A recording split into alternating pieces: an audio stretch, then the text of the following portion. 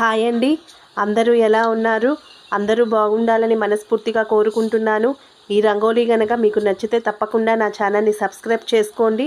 వీడియోని లైక్ చేయండి, షేర్ చేయండి. మీ అభిప్రాయాన్ని తప్పకుండా కామెంట్ చేయండి.